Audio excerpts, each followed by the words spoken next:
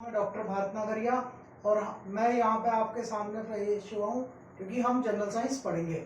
तो सबसे पहले दोस्तों हम बात करते हैं कि जनरल साइंस किसे कहते हैं।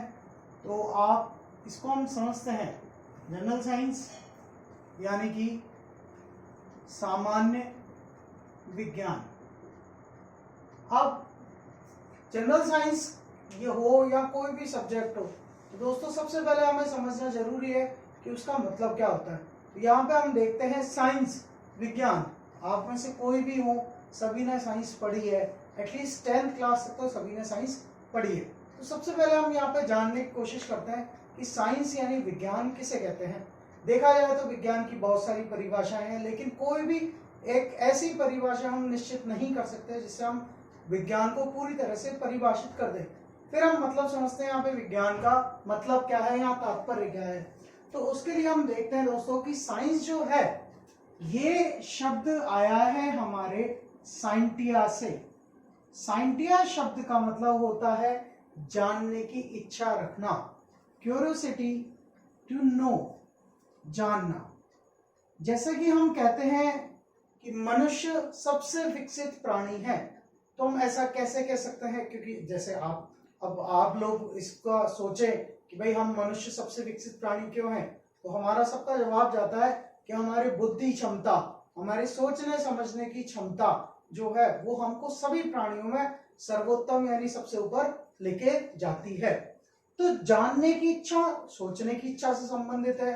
हम कहते हैं कि जानने की इच्छा से हमने जो ज्ञान अर्जित किया है उस पूरे ज्ञान को हम विज्ञान कहते हैं। तो हम कह सकते हैं हमारे शुरुआत से जानने की जो इच्छा रही है उससे हमने जो ज्ञान अर्जित किया और उसको ढंग से जमाया और उससे फिर अंत में जो प्राप्त हुआ उसको विज्ञान कहा जाता है। फिर बात आती है दोस्तों सामान्य विज्ञान। सामान्य विज्ञान से तात्पर्य है ऐसे विज्ञान जो हमारे दैनिक जीवन में काम आती है, उसे हम जनरल साइंस कहते हैं। तो अब दोस्तों सबसे बड़ी बात यहाँ पे ये है कि जनरल साइंस लगभग सभी कॉम्पिटिटिव एग्जाम्स में काम आती है, कुछ आपके बैंक वगैरह के एग्जाम्स को छोड़कर। जैसे हम बात करें फिर एसएससी हो, चाहे रेलवे हो, चाहे राजस्थान से रिलेटेड हो, या फिर हम कह सकते हैं सिविल सर्विसेज होती हैं, या फिर किसी भी स्टेट की जो सर्विसेज होती हैं, उन सभी में जनरल साइंस अपना एक महत्वपूर्ण रोल प्ले करती है या अदा करती है। तो जनरल साइंस में हमारी पकड़ होना जरूरी है। बहुत से ऐसे विद्यार्थी हैं जो कि विज्ञान के या साइंस के बैकग्राउंड से नहीं है, उन लोगों को कईयों को साइंस से बहुत ज्यादा डर लगता है, तो उनको साइंस से डरने की बिल्कुल आवश्यकता नहीं है। यहाँ पे हम साइंस को बिल्कुल सिंप्लीफाई होके पढ़ेंगे। तो और बिना फालतू की बातों के हम शुरू करते हैं। हम देखते हैं दोस्तों कि जनरल साइंस में, अच्छा इसके साथ में मैं एक चीज और जोड़ना चाहूंगा कि साइंस के साथ में अब जो क्वेश्चन पूछे जाते हैं वो दोस्तों टेक्नोलॉजी यानी कि प्रौद्योगिकी से भी पूछे जाते हैं। अब यहां पे बात आती है प्रौद्योगिकी या टेक्नोलॉजी किसे कहते हैं। तो हम एक बहुत ही सिंपल सी भाषा में, जब साइंस का काम होता है इन्वेंशंस एंड डिस्कवरी यानी आविष्कार करना और खोज करना, और जब वो खोज और आविष्कार मनुष्य का जीवन को आसान बनाने लगती है तो उसको हम कहते हैं टेक्नोलॉजी या प्रौद्योगिकी। यहाँ पे हम बात करते हैं जो प्रौद्योगिकी संबंधी प्रश्न आते हैं वो हमारे क्वेश्चन आते हैं स्पेस टेक्नोलॉजी यानी अंतरिक्ष प्रौद्योगिकी से, डिफेंस टेक्नोलॉजी रक्षा प्रौद्योगिकी, बायोटेक्नोलॉजी जैव प्रौद्योगिकी से संबंधित, जिन्हें हम फिर समय के साथ धीरे धीरे पढ़ेंगे। अब देखते हैं दोस्तों साइंस यानी विज्ञान में हम कहते हैं मुख्यतः 3 भाग हैं हमारे, जो कि है फिजिक्स यानी कि भौतिकी, केमिस्ट्री यानी कि रसायन विज्ञान, और तीसरा है दोस्तों बायोलॉजी, जीव विज्ञान। अब यहां पे समझने वाली बात यह है दोस्तों, हमको करना क्या है। जैसे इस सबसे पहले हम ये देखते हैं कि इनका मतलब क्या होता है। अच्छा यहाँ पे मैं आपको पहले क्लियर कर दूं, साइंस पढ़ना एक नई लैंग्वेज या नई भाषा सीखने जैसा होता है। ऐसा हम कैसे कह सकते हैं जब भी हम कोई नई भाषा सीखते हैं तो हमारे सामने बहुत तरह की समस्याएं आती हैं। सबसे बड़ी जो समस्या हमारे साथ है वो क्या है कि उसमें नए नए शब्द हमारे सामने रोजाना आते हैं। तो इसी तरह से जब दोस्तों हम साइंस से पढ़ते हैं तो हमारे सामने यहाँ पर नए नए शब्द आते हैं। अब हमें इनसे डरने की कतई आवश्यकता नहीं है। हम क्या करेंगे, उन शब्दों को तोड़कर उनका अर्थ समझेंगे। जैसे कि हम बायोलॉजी शब्द से शुरुआत करते हैं, हालांकि आप सभी लोग इस शब्द से पूरी तरह से फेमिलियर हैं, फिर भी हम दोस्तों बात करते हैं कि इसका मतलब क्या होता है। तो बायोलॉजी को हमने यहाँ पे दो भागों में बांटा है, बायो एंड लॉजिक। किन किन में दोस्तों, बायो और लॉजिक। अच्छा दोस्तों, बायो शब्द आया है बायोस से, लॉजी शब्द आया है हमारा लोगोस से। तो अब बायोस का मतलब होता है दोस्तों लिविंग बीइंग यानी कि सजीव, और लोगोस का मतलब होता है टू स्टडी यानी कि अध्ययन करना। तो फिर इससे क्या कंक्लूजन निकला, इससे ये कंक्लूजन निकलता है कि अगर किसी भी शब्द के लास्ट में लॉजी लगा हुआ हो उसका मतलब है अध्ययन करना, यानी वो विज्ञान की एक शाखा है जिसमें हम किसी भी चीज का अध्ययन करते हैं। जैसे हम बात कर रहे हैं बायोलॉजी, बायोलॉजी क्या है, विज्ञान की वह शाखा जिसमें सजीवों का अध्ययन किया जाता है।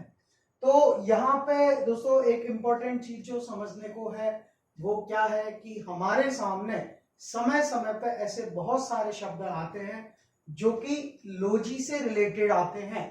ये आपके जीके में पूछे जाते हैं, कई बार इंग्लिश में भी पूछे जाते हैं और कई बार रीजनिंग में भी इनका से संबंधित प्रश्न पूछे जाते हैं। फिर भी एक दो एग्जाम्पल से मैं और आपको बता देता हूं। जैसे हम कहते हैं दोस्तों, मैं अगर आपसे कहूं कि पैथोलॉजी, अब ये जो पैथोलॉजी शब्द है ये दो शब्दों से बना है, पैथो एंड लॉजी। तो दोस्तों हमने अभी समझा लॉजी मतलब अध्ययन करना, पैथो मतलब होता है पैथोस से आया है, पैथोस का मतलब होता है डिजीज यानी कि रोग। तो हम क्या कह सकते हैं कि विज्ञान की वह शाखा जिसमें हम रोगों का अध्ययन करते हैं पैथोलॉजी कहलाती है। यहीं पे एक और शब्द समझते हैं हम दोस्तों, कॉस्मोलॉजी। तो लॉजी मतलब अध्ययन करना, कॉस्मो शब्द आया है कॉस्मोस से, और कॉस्मोस का मतलब होता है यूनिवर्स यानी कि ब्रह्मांड। तो दोस्तों विज्ञान की वह शाखा जिसमें हम ब्रह्मांड का अध्ययन करते हैं वो कॉस्मोलॉजी कहलाती है। तो समय समय पर दोस्तों हम ऐसे शब्दों की बात करते रहेंगे। इवन एक क्लास मैं पूरी तरह से इसी को डेडिकेट करके दूंगा। तो अभी तो हमको बस सबसे बड़ी बात क्या याद रखनी दोस्तों, लॉजी मतलब क्या है, कहीं भी लॉजी मतलब लग गया इसका मतलब है अध्ययन करना। किसका अध्ययन करना, वो हमको आगे उससे पहले जो शब्द है उसको देखना है। अगर आपने इतनी भी बात समझ ली, अगर आप इसको जीवन में उतार लेंगे तो आपके बहुत सारे क्वेश्चन बहुत इजी हो जाएंगे। जैसे हम देख सकते हैं टेक्नोलॉजी हमने लिखा है तो यहाँ भी लॉजी है, लॉजी मतलब अध्ययन करना। इसका टेक्निक का, टेक्निक मतलब कौन सी प्रक्रिया, उसका अध्ययन। ठीक है दोस्तों, फिर हम आगे चलते हैं। हम यहाँ पे बात कर रहे हैं, चूंकि यहाँ पे हमको देखना है कि जो प्रश्न पूछे जाते हैं वो किस किस भाग से सबसे ज्यादा क्वेश्चन पूछे जाते हैं। तो यहाँ बात करते हैं बायोलॉजी यानी जीव विज्ञान। जीव विज्ञान में जो सबसे ज्यादा प्रश्न बनते हैं दोस्तों वो बनते हैं हमारे न्यूट्रिएंट्स यानी कि पोषक पदार्थों से। फिर दूसरा बनते हैं हमारे डिजीज यानी कि रोगों से। तो जैसे कि देखा गया है अब तक जितने भी एग्जाम हुए हैं, चाहे वो आपके एनडीए हो, सीडीएस हो, आईएएस हो, स्टेट के जितनी भी एडमिनिस्ट्रेटिव सर्विसेज हैं, एसएससी है, रेलवे है, या स्टेट से रिलेटेड कोई भी जो सबऑर्डिनेट एग्जाम होती है, कोई भी एग्जाम होती है, बायो में से कम नहीं तो 60% क्वेश्चन इन दो टॉपिक से पूछे जाते हैं। उसके बाद हम बात करें केमिस्ट्री, केमिस्ट्री में जो सबसे ज्यादा क्वेश्चन बनते हैं दोस्तों वो बनते हैं गैस से। गैस हमारे लिए बहुत ज्यादा इंपॉर्टेंट है। फिर उसके बाद आते हैं हम फिजिक्स। फिजिक्स में यहाँ पे हमारे ऑप्टिक्स यानी कि भौतिकी, ऑप्टिक्स सॉरी प्रकाशिकी। प्रकाशिकी से मतलब क्या है, जो हम पढ़ते हैं हम अपवर्तन, परावर्तन, लेंस, दर्पण वगैरह, इनसे सबसे ज्यादा क्वेश्चन बनते हैं। तो ये 4 टॉपिक पूरे जनरल साइंस यानी सामान्य विज्ञान में सबसे ज्यादा जरूरी हो जाते हैं। तो हमको सबसे ज्यादा इन्हीं पे फोकस करना चाहिए और हम इनको फोकस करेंगे। तो यहाँ पे शुरुआत करते हैं हम न्यूट्रिएंट्स यानी कि पोषक पदार्थों की। तो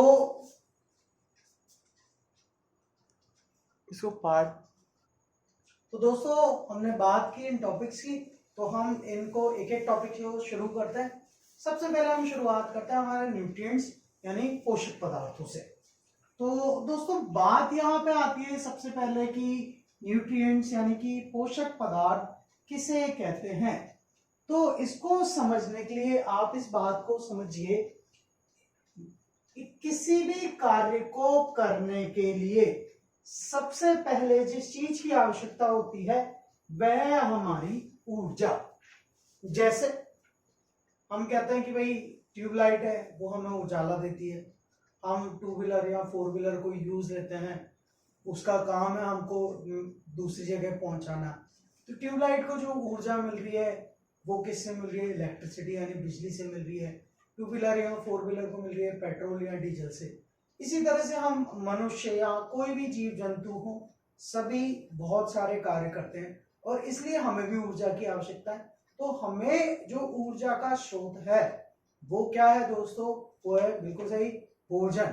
तो भोजन जब हम करते हैं तो उसमें से हमें बहुत सारे ऐसे पदार्थ होते हैं जो कि हमें ऊर्जा प्रदान करते हैं। उन पदार्थों को हम कहते हैं पोषक पदार्थ यानी कि न्यूट्रिएंट्स। जब हम बात करते हैं दोस्तों न्यूट्रिएंट्स की, तो हम कहते हैं कि इनको मुख्यतः हम 2 भागों में बांटते हैं। कौन कौन से, एक तो होते हैं जो कि बृहद अणु यानी मैक्रोमोलिक्यूल, दूसरे होते हैं दोस्तों सूक्ष्म अणु यानी कि माइक्रोमोलिक्यूल। अब हमने बृहद और सूक्ष्म क्यों कहा, आप जैसे समझ सकते हैं नाम से, जिनका बायोकेमिकल साइज यानी जैव रासायनिक आकार दूसरे के बजाय बड़ा होता है, तो बड़ा मतलब मैक्रो, और जो बायोकेमिकल साइज जिनका जैव रासायनिक आकार छोटा होता है उनको हम सूक्ष्म अणु कहते हैं। बृहद अणु की कैटेगरी में यहाँ पे 3 तरह के आते हैं। कौन कौन से, पहले नंबर पे आते हैं हमारे प्रोटीन, दूसरे नंबर पे आता है दोस्तों कार्बोहाइड्रेट,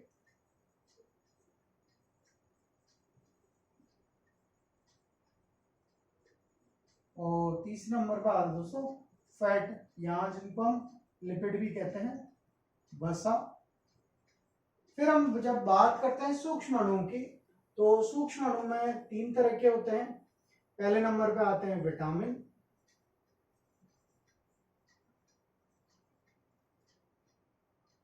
दूसरे नंबर पे आते हैं हमारे मिनरल यानी कि खनिज लवण,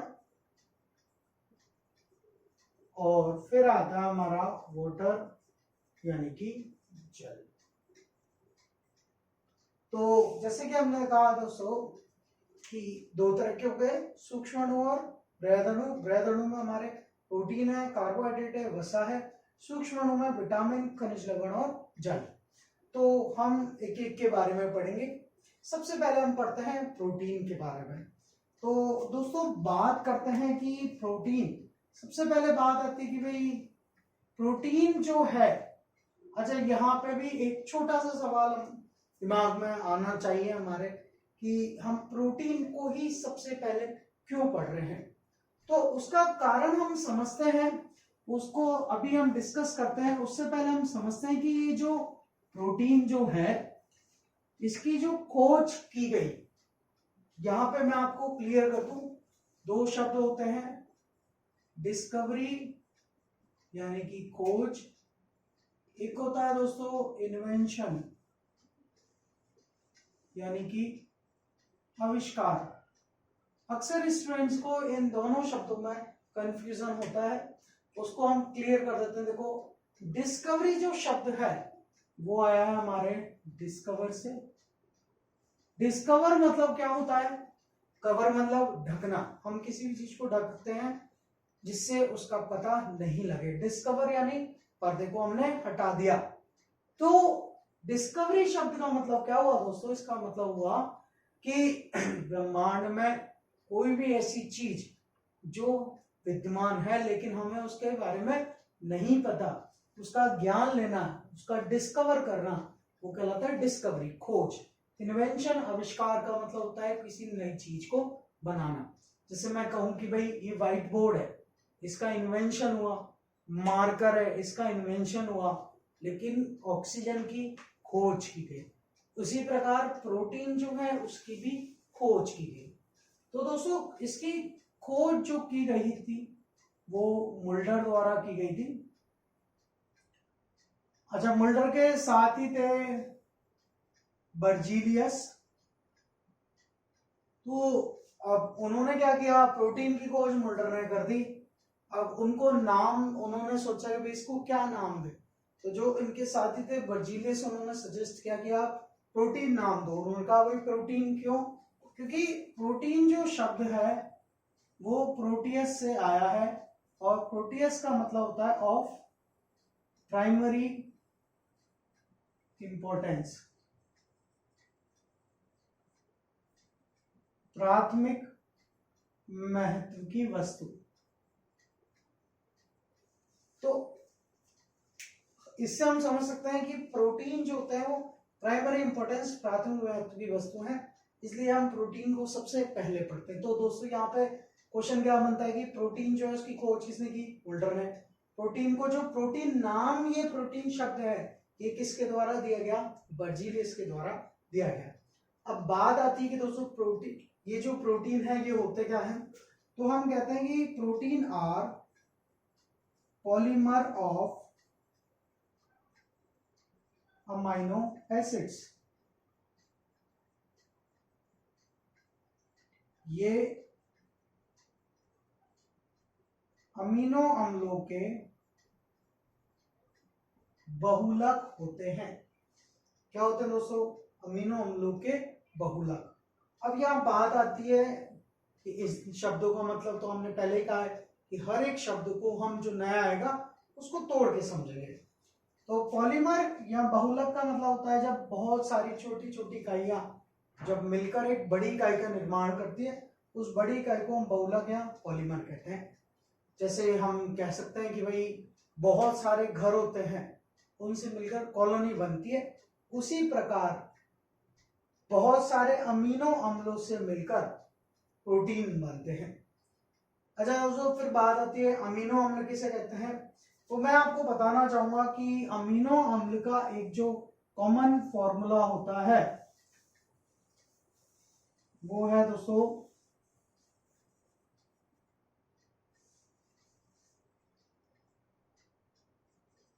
अब इसको आप NH2 लिख सकते हो, या फिर आप इसकी जगह जैसे NH2 भी लिख सकते हो, एक ही बात है, उससे कोई फर्क नहीं पड़ता। हम देखते हैं यहाँ पे NH2 जो है वो अमीन ग्रुप है, COOH कार्बोक्सिलिक है, R रेडिकल है, यानी कोई भी इसके साथ कार्बन की श्रृंखला जुड़ जाती है।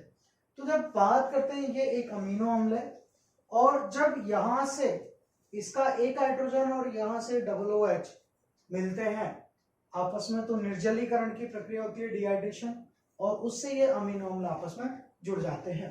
तो ऐसे जब बहुत सारे अमीनो अम्ल जुड़ते हैं तो उनसे बनता है प्रोटीन। अब बात आती है दोस्तों कि अमीनो अम्ल कितने होते हैं। तो अमीनो अम्ल की संख्या है 20। हालांकि देखिए, मैं आपको क्लियर कर दूं पहले ही, बहुत सारी बुक्स में आपको अमीनो अम्ल की संख्या 22 मिल जाएगी, हम उसको गलत नहीं बता रहे, लेकिन फिर सर 20 क्यों माने? उसका कारण है जब हम एनसीईआरटी पढ़ते हैं तो उसमें अभी भी 20 बताई हुई है, तो हमको क्या मानना है कि अमीनो अम्लों की जो संख्या होती है वो 20 होती है। अच्छा, फिर इन अमीनो अम्लों को हम मेनली दो भागों में बांट देते हैं। तो होते हैं एसेंशियल यानी कि आवश्यक, और दूसरे होते हैं नॉन एसेंशियल यानी कि गैर आवश्यक। मैं इधर बता देता हूं इसके बारे में।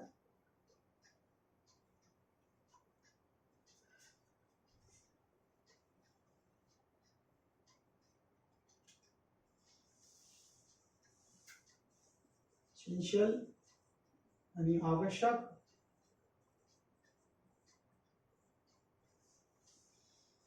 दूसरा हमारा नॉन एसेंशियल यानी कि गैर आवश्यक। तो एसेंशियल आवश्यक का मतलब होता है कि ऐसे अमीनो अम्ल जो हमारे शरीर के अंदर नहीं बनते, तो उनको देखिए यहाँ पे समझने वाली बात क्या है, अमीनो अम्ल या तो हमारे शरीर में बनते हैं या हमारे शरीर में नहीं बनते। तो एक बहुत ही सिंपल सी बात है, अगर कोई अमीनो अम्ल हमारे शरीर में बन रहा है तो उसको हमें डाइट यानी भोजन के साथ लेना आवश्यक नहीं है, तो वो नॉन एसेंशियल कहलाएगा। लेकिन अगर कोई ऐसा अमीनो अम्ल है जो हमारे शरीर में नहीं बन रहा, तो उसको हमारे लिए हमारे भोजन के साथ लेना एसेंशियल यानी आवश्यक हो जाता है। तो इसी तरह से हमने क्या कहा दोस्तों, आवश्यक कौन से हैं कि जो हमारे शरीर में नहीं बनते, इसलिए हम डाइट के साथ लेना कंपलसरी होता है, आवश्यक होता है, उनको एसेंशियल कहते हैं। और जो हमारे शरीर में बनते हैं उनको लेना आवश्यक नहीं है, वो नॉन एसेंशियल कहलाते हैं। ठीक दोस्तों, अब हम आगे चलते हैं। तो ये हमने बताया अब कि चूंकि हमें पता लग गया कि अमीनो अम्ल से ये मिलकर बने होते हैं हमारे प्रोटीन। अब यहाँ पे देखने वाली बात है, हम दोबारा इसके सूत्र को लेते हैं अमीनो अम्ल के। तो हम क्या पाते हैं कि ये जो अमीनो अम्ल है, इसको मैं ऐसे लिख देता हूं आपकी बात, इसमें अब तत्व कौन से एलिमेंट हम पता लगाते हैं। तो एक तो हमको मिलता है कार्बन, एक मिलता है हमको हाइड्रोजन, यहां भी है, यहां भी है, यहां भी है, और क्या मिलता है दोस्तों हमको ऑक्सीजन, बचा हुआ तत्व हमारा नाइट्रोजन। तो अमीनो अम्ल चार तरह के तत्वों से बने हुए हैं, वो है हमारे कार्बन, हाइड्रोजन, ऑक्सीजन और नाइट्रोजन। तो इसका मतलब ये चारों किसी भी अमीनो अम्ल में होना आवश्यक है। अच्छा, अब यहीं पे इससे क्वेश्चन क्या बनता है दोस्तों, सामान्यतः जितने भी कार्बनिक यौगिक यानी ऑर्गेनिक कंपाउंड होते हैं वो तीन तरह के तत्वों से मिलकर बने होते हैं, कार्बन, हाइड्रोजन और ऑक्सीजन से। उनमें नाइट्रोजन सामान्यतः नहीं पाई जाती। तो अगर हमारा जो क्वेश्चन बनता है और जो कि कुछ एक अच्छी कंपटीशन एग्जाम में पूछा गया है, वो ये पूछा गया है कि ऐसा कौन सा कार्बनिक यौगिक होता है जिसमें नाइट्रोजन आवश्यक रूप से पाई जाती है।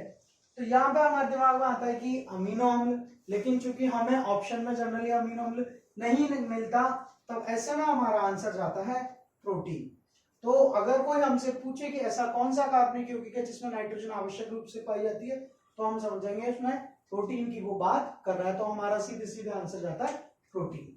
तो आगे चलते हैं दोस्तों। फिर हमने पढ़ा, अब चूंकि हम यहाँ पे बात कर रहे हैं इसके एक खाद्य पदार्थ के रूप में, अगर तो खाद्य पदार्थ के रूप में हम बात करते हैं इसके सोर्स यानी कि स्रोत के बारे में, और हम यहां पढ़ रहे हैं प्रोटीन। तो स्रोत प्रोटीन का, प्रोटीन के स्रोतों को भी दोस्तों हम दो भागों में बांटते हैं। सबसे पहले नंबर पे आता है हमारा कि रिचेस्ट सोर्स,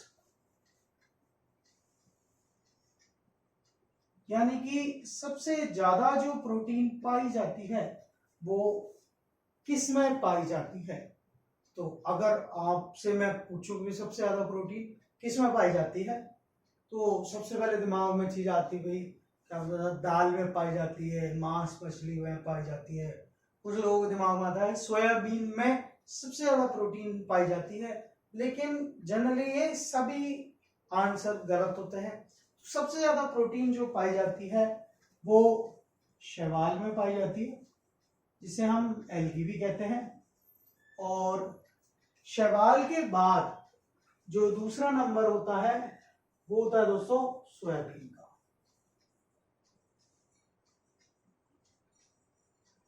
तो कोई हमसे पूछे सबसे ज्यादा प्रोटीन किसमें पाई जाती है, शैवाल में। दूसरा हम बताते हैं किसमें, सोयाबीन के अंदर पाई जाती है।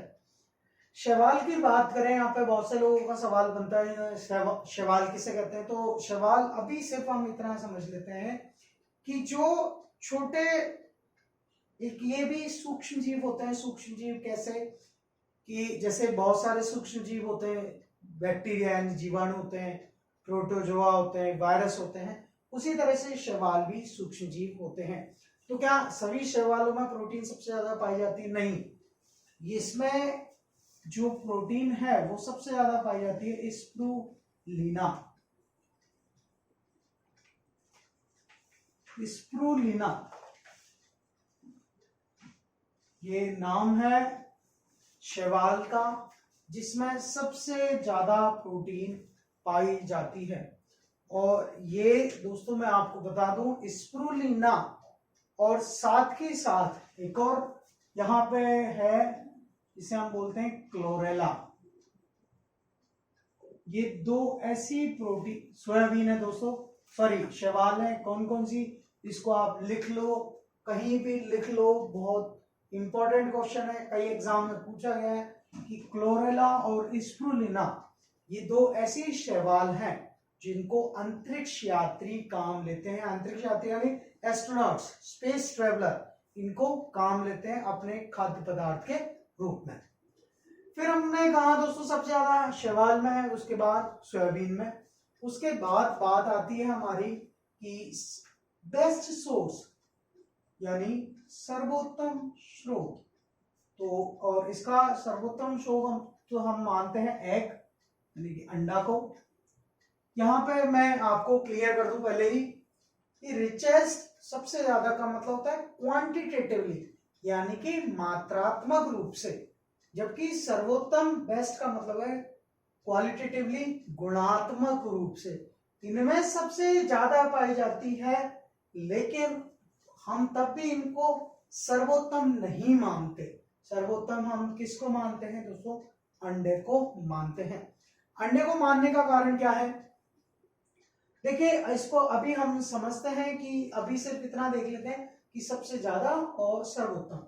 जब शोध के बाद हम इसके कार्यों की बात करेंगे तब हमें पता लगता है कि भाई अंडे को हमने सर्वोत्तम शोध क्यों माना। तो हमने किस किस बारे में बात करी दोस्तों? प्रोटीन में हमने पढ़ा कि प्रोटीन की खोज किसने की, प्रोटीन को नाम किसने दिया, उसके बाद प्रोटीन किसके बने होते हैं, फिर हमने बात की स्रोत की। अब बात करते हैं दोस्तों इनके कार्य की, फंक्शन। तो जब हम बात करते हैं कि प्रोटीन के कार्य, तो कार्यों में सबसे पहला आता है कि protein are building blocks of life.